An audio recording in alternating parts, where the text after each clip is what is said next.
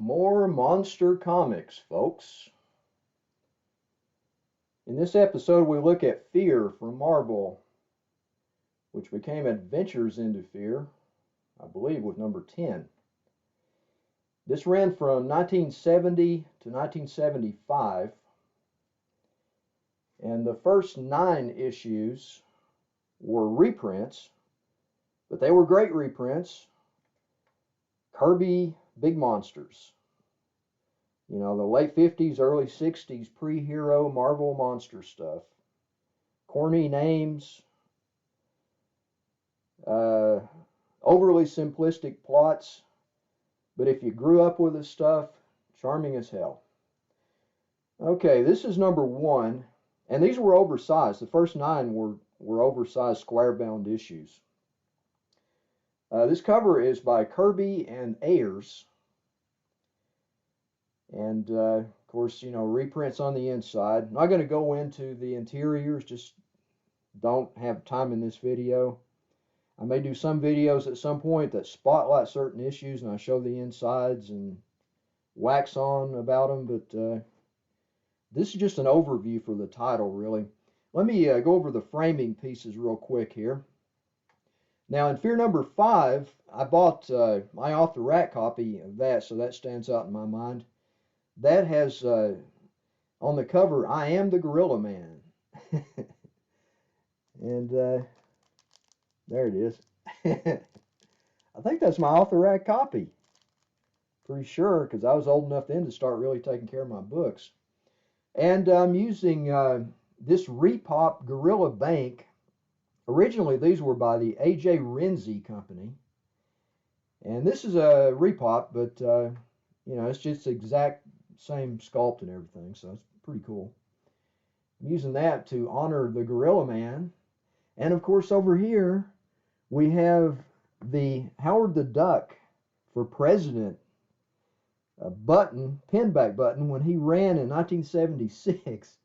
And it's by Bernie Wrightson, for goodness sake. Let me come in tight on that for you. Man, that was back when things were cool. Bernie Wrightson did that. He also did a little poster that I'd love to have, but unfortunately I do not. Maybe one day I'll run across one. They don't turn up very often. Even the buttons have gotten expensive, for goodness sake. Okay. Went over number 1 there. Now, here is number 2. And this cover is by, of course, Jack Kirby. And anyone familiar with older comic books knows Jack Kirby. I didn't have to tell anybody that, but I did, just to be thorough. And you got the great box here with the Marvel Comics group and, you know, just really good stuff from 1970, back when Marvel was still great. Number 3, this cover is by Jack Kirby and Steve Ditko. Yeah, Ditko did a lot of big monster stuff too. Him and Kirby were the mainstays back in those days for Atlas Comics and then Marvel. Here's number 4. This cover is by Maurice Severin, Kirby, and Ditko. Okay, so just looking at it, that looks like Ditko there, of course, and this is penciled by Kirby, and Maurice Severin probably inked that issue. Just a guess. I haven't checked in detail about that. And there is, of course, the number 5 with I am the Gorilla Man. I do believe that is my off-the-rack copy of that. Cover is by Jack Kirby and Dick Ayers.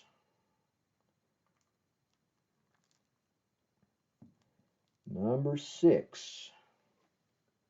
Okay, this cover is by Gil Kane and Frank Giacoia.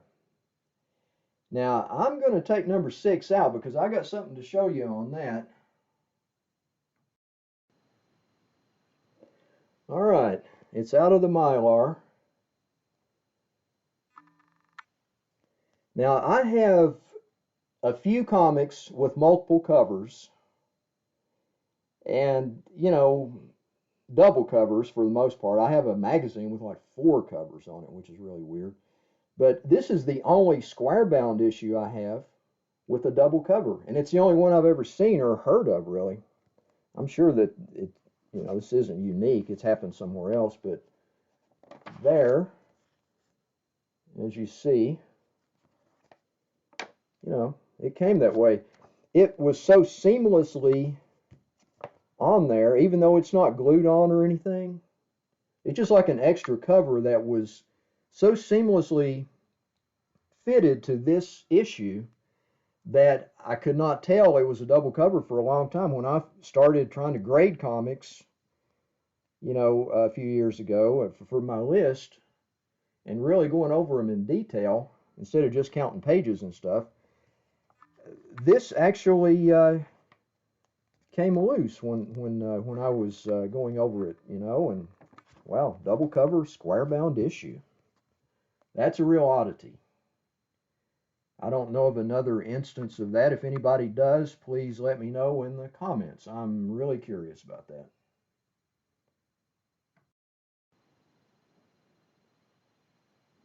Okay, here's number 7. This cover is by Gil Kane and Frank Giacoia.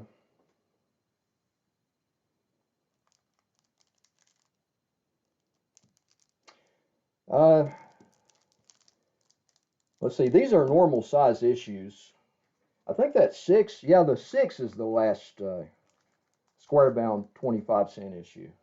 Then it became normal size issues, but there's still reprints for 8 and 9 and 7. I think. I'm going to check. I know the covers are new. It's got me wondering, because I haven't looked at these in a long time.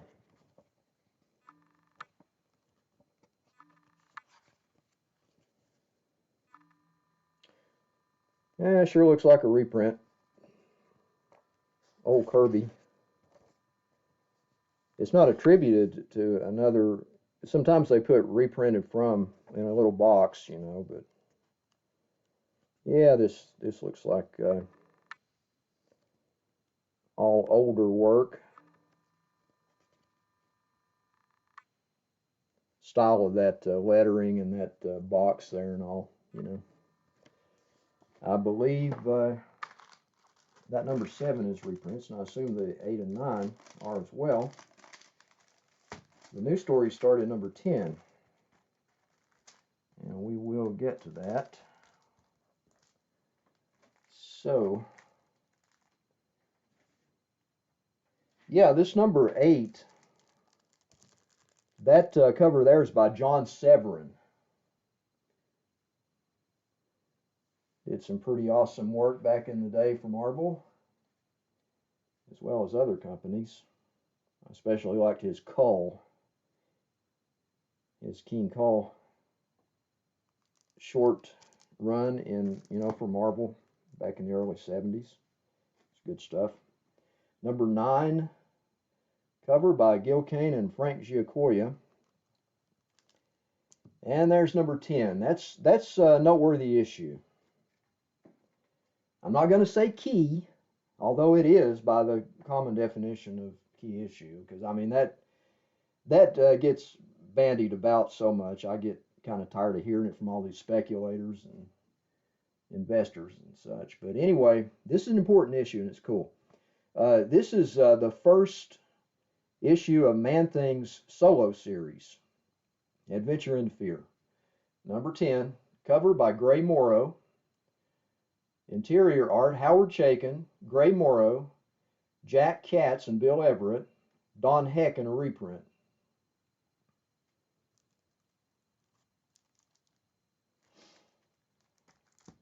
Number 11. Now this cover is by Neil Adams. It's pretty gorgeous. Interior art, Rich Buckler, Jim Mooney. This is the first appearance of a character named Jennifer Kale, and it's Steve Gerber's first full professional story. There's also a reprint in this issue by Fred Kaida.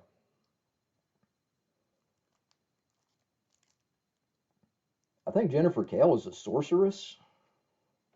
Haven't read these in a while, but I believe that's right. Number 12. This cover is by Jim Starlin and Herb Trimpe.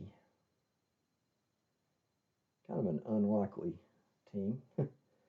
Interior art by Jim Starlin and Rich Buckler, and Russ Heath reprint. Number 13. Now this cover is by Rich Buckler and Frank Giacoia, art by Val Mayerick and Frank Bowl, and a reprint by Bob Forgione.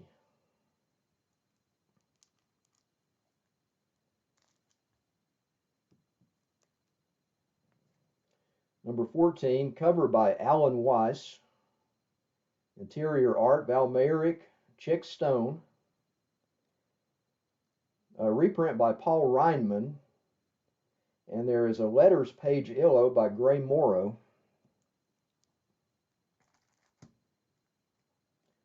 Number 15, cover by Frank Bruner. Man, I love Bruner's work. Interior art, Val Mayerick, Frank McLaughlin.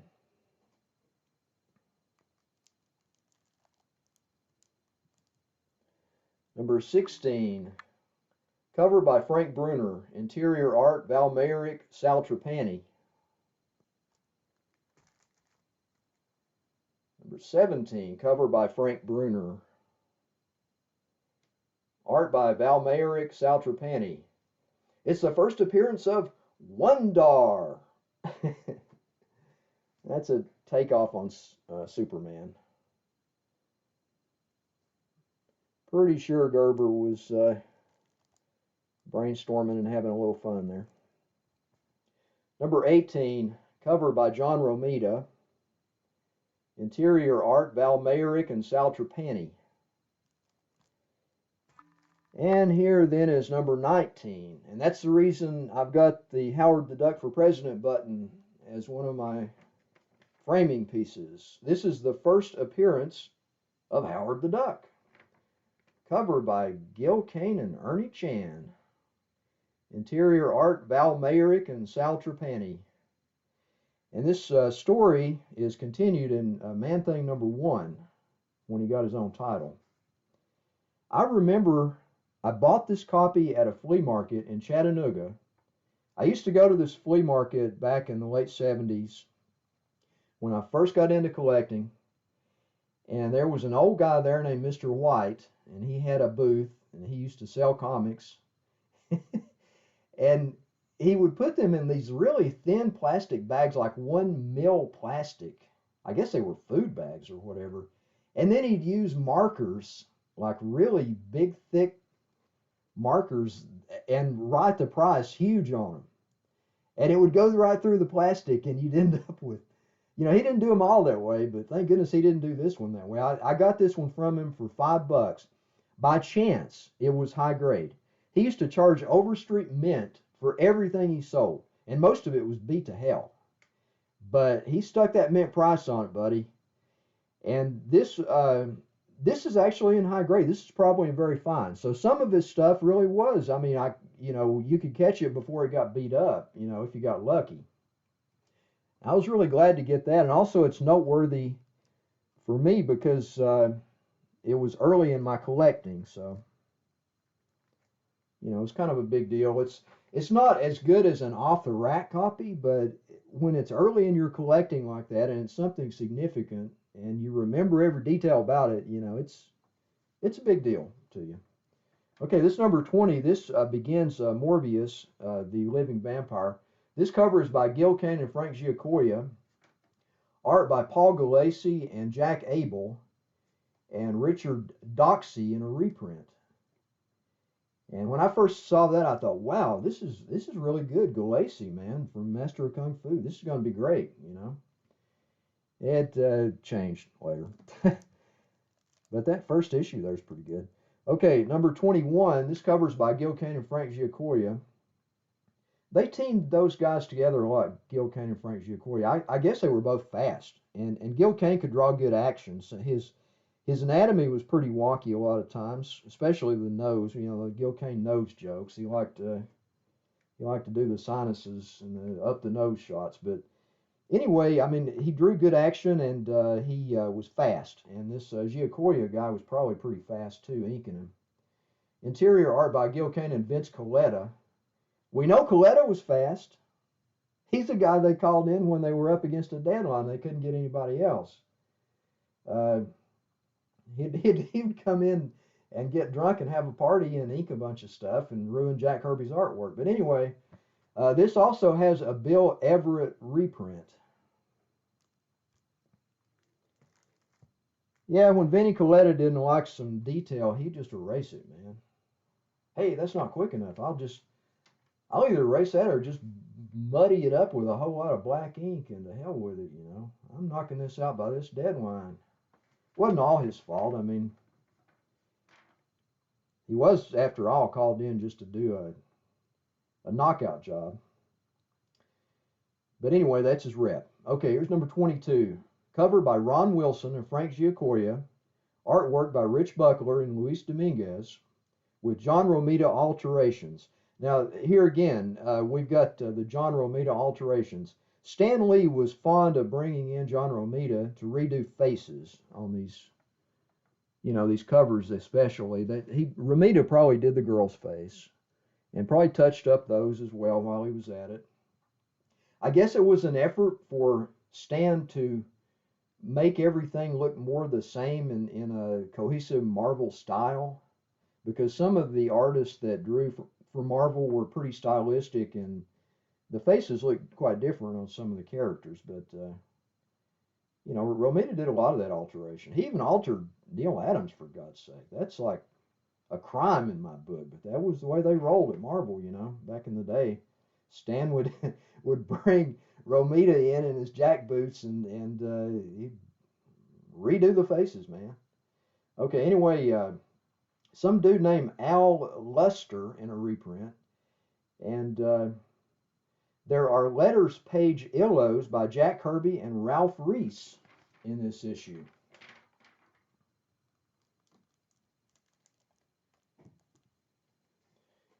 Okay, here's number 23. I don't know if Romita wore jack boots. That's a silly joke. You know, it's like the Gestapo coming in and taking over, but silly joke. Bad joke. Shouldn't talk with my hands. Okay, here's number 23. This cover is by Gil Kane and Tom Palmer. Palmer was great, man. I mean, the inks he did on Tomb of Dracula over color were just beautiful. Interior art, P. Craig Russell and Vince Colletta. And Romita even altered faces on this. I mean, I can see why he'd want to alter some of Gil Kane's faces because of the nose thing. But anyway, there is a Gene Colan reprint on this. That's why you bag and board your books, folks. I accidentally knocked one off when I was talking with my hands, and it came to no worse for the wear because it was properly bagged and boarded. So, this number 24, this cover is by Gil Kane and John Romita. Interior art, P. Craig Russell and Jack Abel. And there's a Joe Maneely reprint in this issue.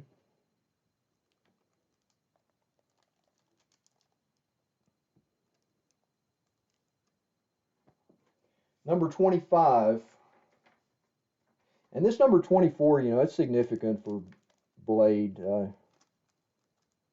I forget what the buzz is. It might be the first time Blade went up against Morbius, I guess. And, speculators always have to have something to tout. So that's where, I don't know, that whole speculation thing, I won't get into that now, but I love comics for being comics, Not really into, I mean, I keep up with the market. I'm not an idiot. I want to know what my books are worth, but I'm just not into the speculation thing. Okay, here's number 25. This cover is by Gil Kane and Frank Giacoia. Interior art, Frank Robbins and Frank Giacoia. Okay, this is where, well, let me, oh, okay. Here is a reprint with artwork by Myron Fass. And I'm pronouncing that correctly now, and I'll get into that in a second. Anyway, this Fass reprint is called The Faceless Ones from Adventures into Terror, number 29, March 1954. Now, I'll first mention about the pronunciation of Myron Fass's last name. All right, for the longest time I was calling it Foss because I had heard a couple of people pronounce it Foss, and I thought that was correct. But one of my viewers called my attention to the fact that I was mispronouncing it in a comment, and I thank you again for that, Tom. I appreciate that. And I did a little research, and sure enough, he was right. It is Fass. So from now on, unless I just slip up and forget at some point, having been used to calling it Foss for so long, I'll pronounce it correctly, which is Fass. And by the way, for those that don't know, he's the guy behind Eerie Pubs. And I did a big thing on Weird, titled by Eerie Pubs, and also the books that explain about Eerie Pubs. I did that in 3 different videos, so you guys can check that out. I got a lot of Eerie Pubs. I'm going to do more videos on Eerie Pubs because I love them, man. They're trashy and lowbrow and gory and fun. All right, now we get into the Frank Robbins thing. He begins his artwork on the Morbius in this issue. Now I'm not gonna disparage Frank Robbins overall because I actually kind of enjoyed his artwork on Invaders. I love Invaders because his artwork has that 40s cartoony style, you know, and it just does not lend itself to a character like Morbius. I don't know what they were thinking. I guess they just couldn't get anybody else for it, or else they just made a bad call, in my opinion. But anyway, Frank Robbins does the Morbius stuff in most of the rest of these later issues. And I think the title suffered for that, and it might have had something to do with the early cancellation. Here is number 26. This cover is by Gil Kane and Frank Giacoia. Interior art, Frank Robbins and Frank Giacoia, with a Jim Mooney reprint.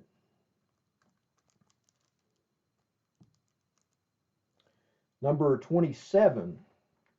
This cover is by Gil Kane and Frank Giacoia. Interior art, Frank Robbins and Leonard Starr.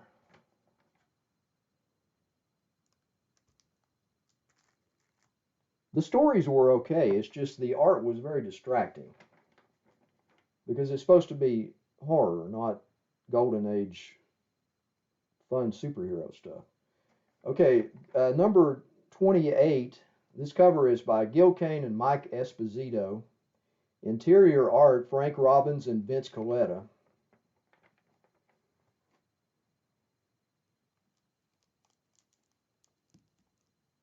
#29.